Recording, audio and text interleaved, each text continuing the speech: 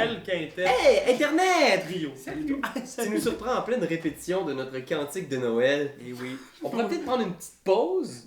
J'allais te le proposer parce que pour vrai, j'ai plus de cordes vocales. C'est fini, je suis brûlé. Moi, j'ai pris du miel, fait que ça va super bien. Ah, fio, heureusement. Une petite pause Wow. pour te présenter notre top 5 Des jeux qui rentrent dans un bon Noël! Le top 5! On a fabriqué un bas de Noël pour toi Ben oui. à la maison internet. Regarde ça, le grand bas. Et à l'intérieur de ça contient tous les jeux du monde entier. Ça, c'est-tu un de tes bas à toi? Oui. Des grands pieds, mon cher. Oui, je porte des 28. Alors peut-être que t'es quelqu'un qui a envie de donner un cadeau à un de tes amis qui aime les jeux de société, mais tu peux pas payer trop cher, tu veux pas quelque chose d'encombrant. C'est quelque chose qui sort de l'ordinaire quand même. Oui, quelque chose d'original. Tu veux te démarquer? Oui, complètement. Le top 5, facile, hein? Part de 5 jusqu'à 1. Ah! Oh! Oh! Wow! Oh! Ah! T'es un mime, hein? Regarde ça, une belle poche, hein? Hein? Une belle poche dans laquelle se cache... Hive! Mes amis, Hive en 5e position. Un jeu de stratégie, d'accord? Où on a des petites pièces en hexagone et ces pièces-là sont représentées par un signe, un insecte, soit la sauterelle qu'on peut voir ici, l'abeille, la fourmi, hein, on a même le cafard, l'araignée. Chaque tuile représentée par un de ces insectes-là a un pouvoir spécial, donc peut bouger en périphérie de la structure qu'on est en train de composer, peut sauter par-dessus des pièces. Fait que le but du jeu, très simple, c'est un duel, donc on joue 1 contre 1, et le but, c'est que tu dois battre ton adversaire en entourant sa reine, donc d'empêcher sa reine de bouger. On peut voir ça comme une espèce de système de jeu d'échecs, C'est comme jouer aux échecs. ou de jeu de dames, mais vraiment dans un nouveau format, dans un nouvel... C'est comme un hybride de plusieurs tactiques de jeu. Vraiment intéressant. J'ai joué. C'est le jeu préféré d'ailleurs de notre réalisateur qui est derrière la caméra. Marc-Antoine vous fait salut. C'est son jeu numéro 1 de tous les temps. Donc on ne pouvait passer à côté. C'est un must! Pis ça rentre dans un bon Noël.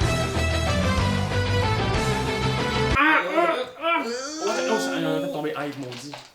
On a... Qu'est-ce qu'on a, Pierre? Oh, oui. Qu'est-ce qu'on a? Je suis tombé à l'excité, je suis épine! Il s'agit de For Sale. Wow. C'est un super petit jeu d'enchères, super simple, extrêmement brillant, ça s'explique en 2 minutes. OK. Puis après ça, c'est vraiment des heures de plaisir. Après une première partie, on a tout de suite le goût d'en faire une autre. C'est simple. On a 5 propriétés. En fait, on a le nombre de propriétés qu'on est de joueurs OK. qui sont à vendre. Et les propriétés vont de la station spatiale au terrier. Elles ont différentes valeurs et on mise sur les lots. Donc le premier joueur va mettre un certain montant pour miser sur toutes les propriétés en vente. Ensuite, c'est au plus offrant. OK. Et dès que quelqu'un se couche, il prend la propriété qui a la plus petite valeur et il la met dans sa main. Et là ensuite, on répète ça comme ça et à la fin, on doit vendre nos propriétés. Donc il y a des chèques qui sont affichés et on choisit quelle propriété on va miser pour quel chèque et la propriété avec la plus haute valeur va se vendre le plus cher. Et c'est vraiment un jeu d'efficacité. C'est un des meilleurs jeux d'enchères. Il est chaudement recommandé En plus, par il un rentre dans homme. une si petite boîte. Exact! Et il nous a été chaudement recommandé par un homme pour qui on a énormément de respect. Le Père Noël. Joël Gagnon. Ben Alors, oui, Joël. et depuis ce temps-là, on est juste plus capable d'arrêter de jouer. Alors, je vous le recommande. Si vous aimez ça, les jeux d'enchères, vous avez le goût de... Hey, mais on en fait une game? On fait ça! En 3e Hey, position. moi, je te laisse. Tu me laisses? Ah, vas-y. Oh, il y a un bug qui vient de tomber. Oh non! C'est mon chou, man. Hey, mais c'est quoi ça? Mais moi, c'est parce que j'aime ça.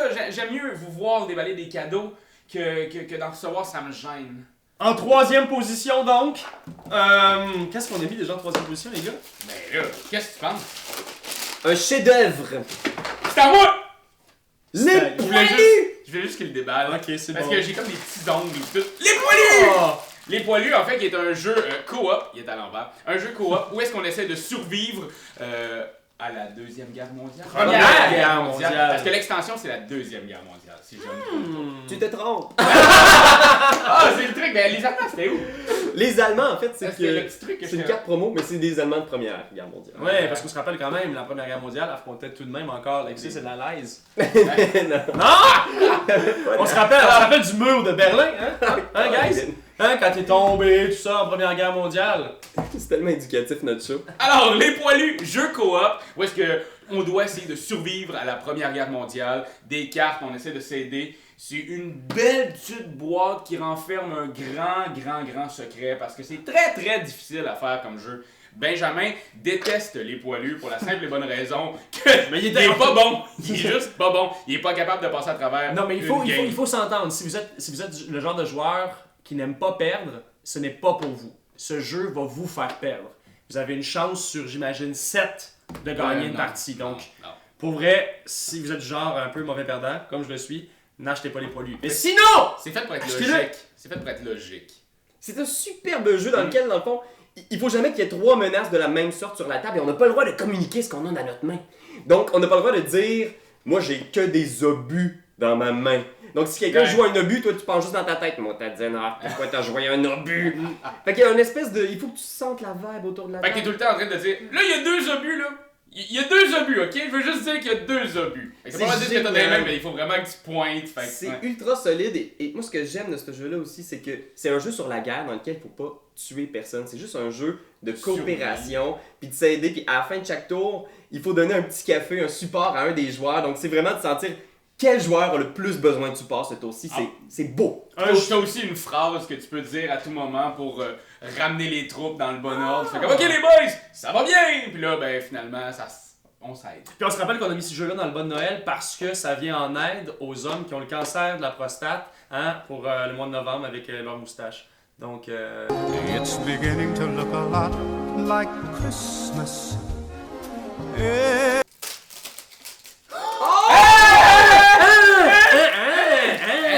C'est un jeu qu'on a découvert il y a peu de temps parce qu'on a fait une petite vidéo pour pour ce jeu présenté par chez Tiki Édition. C'est un jeu fait ici au Québec. C'est un jeu où moins les joueurs comprennent autour de la table, plus on fait de points. Hein? J'explique.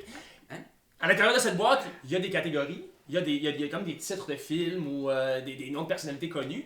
Et on doit réussir à donner des indices et en étant le moins clair possible pour qu'on réussisse à rejoindre 1 ou 2 personnes autour de la table, mais pas plus. Parce que si tout le monde devine, on fait pas de On points. fait pas de points. Si personne devine, pas de points. Voilà. Donc il faut juste être assez flou, mais pas trop. Et Hey, je suis une fusée poké. Je suis une fusée poké.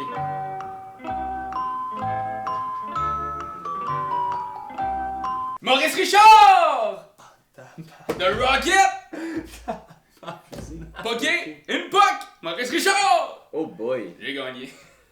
Et on a joué aussi, on a fait une partie, on se rappelle, à la fête de notre ami Mathieu, on a fait une partie qui comportait 19 joueurs. 19 joueurs et Combien? c'était... C'est jusqu'à 17. Non, 17 on va- joueurs, on était au maximum. On On avait était- les 17 joueurs et pour vrai, là, ça fonctionnait très bien. C'est jamais devenu cacophonique. Non, fait que- non, vraiment, c'est jamais devenu cacophonique parce que tu donnes ça, puis là, les gens doivent se concentrer sur leur papier. On donne le temps du sablier pour répondre à la question, puis on demande les réponses de tout le monde. Puis ce qui est intéressant aussi, c'est que quand on fait pas un tour de table où est-ce que tu sens une pression parce que t'es le prochain, c'est quand t'es prêt, tu lèves la main, tu fais moi je serais prêt à le faire, puis on y va. Puis la raison pour laquelle on a décidé de le mettre dans le bon Noël en 2e position, c'est que c'est un excellent jeu de party. Ouais. Ouais. Un jeu québécois, qui plus est. Québécois, Qui en plus plus. est. Énervé les boys, je suis tellement énervé. Petit Papa Noël, quand tu descends du ciel avec des jouets vermeillés, n'oublie pas mon petit... Oh! pas mon petit Oaks! Ah, moi je capote. Ça là, c'est comme mon petit jeu que je finis toutes mes soirées avec ces temps-ci. Hein? Allez, sans niaiser. Mais genre, ben, tu finis tes soirées, genre t'es un peu chaud, tu te colles, tu te donnes des petits bisous, là. ben ouais, ma blonde elle aime pas trop ça. Ben je comprends. Mais pour vrai, c'est un des jeux auxquels on a le plus joué cette année. Ouais. Oui. C'est une réédition. Alors, c'est une réédition d'un vieux jeu qui s'appelait Hawks aussi, qui était une espèce d'histoire, une thématique dans un château. Et pour ceux qui connaissent le jeu Coup, c'est cette mécanique-là de bluff. Donc, de prétendre qu'on est quelqu'un qu'on n'est pas, et de mensonges, de double guess, mais c'est coup poussé à l'extrême. C'est très bon. C'est vraiment, c'est justement, maintenant il y a des indices que tu peux aller chercher. Mais l'affaire, c'est que ici, si on accuse quelqu'un et que c'est pas vrai, tout le monde perd. Donc faites attention avec vos accusations parce que ça peut être très violent. Oui, complètement, c'est vrai. Puis je suis d'accord de dire qu'on finit les jeux. Parce que c'est un jeu pour vrai qui se joue en 15 minutes. Oui, parce qu'en gros, il y a 6 personnages, 7 personnages. Il y a. Ah ouais, 7-8 peut-être. Moi, je sais plus exactement le nombre. Ben, moi je sais pas, moi je suis tout le temps le butler. T'as vu comme... Je vais aller Et voir. ils sont je vais là aller voir. dessus, on va compter. Ok. 1, 2, 3, 4, 5, 6, 7. Il y a 7 personnages qui ont chacun un pouvoir vraiment spécial. Et tu reçois une carte d'identité secrète, donc tu es, par exemple, le jardinier.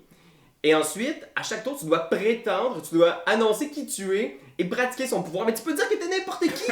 Donc tu peux dire la vérité, comme tu peux dire, ben moi je suis le cousin distant. Ou... Et le tour suivant, tu dis. Ben, je suis le butler. C'est ça, je suis la. Et à ex-femme. n'importe quel moment, quelqu'un peut caler bullshit, hoax, c'est pas vrai que t'es ça. Et si effectivement c'était pas ton identité, eh bien on raye ça de la liste de personnages et tu ne peux plus jamais prétendre que tu étais ce que tu as menti. Parce qu'il y a Donc, certains les- pouvoirs qui te permettent d'aller voir la carte. Comme d'aller voir. Ouais, Tu c'est peux ça. faire une enquête pour trouver des indices et voir et restreindre le choix de possibilités. Donc tu élimines 3 personnages des suspects potentiels de qui Raph pourrait être. C'est vraiment très bien. C'est vraiment enquête, mensonge, identité secrète. Violence! Mais voyons! C'est pourquoi on a mis ce jeu-là en première position. C'est parce que c'est le meilleur jeu de bluff ever, selon nous. Ouais, on en raffole. On en mangerait à tous les jours. Ben, Oaks, on dirait comme un nom de boîte de céréales. Il me semble que j'en mangerais des Oaks, moi.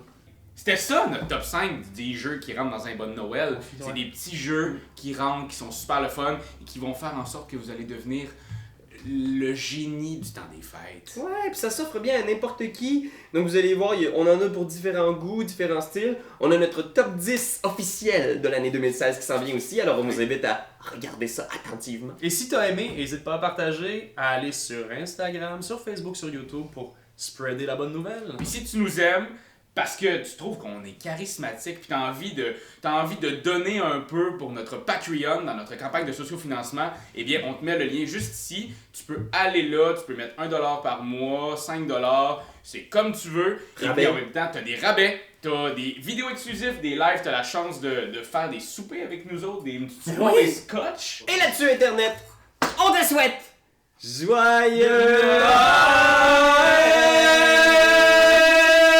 Quand t'aimes quelque chose, tu donnes des bisous dessus. Mais comme c'est un ordinateur, tu donneras pas de bisous. Tu vas plutôt commenter, puis tu vas partager. Oh oui, partagez, partagez, partagez. C'est la leçon de Jésus! C'était bien parti, Migré.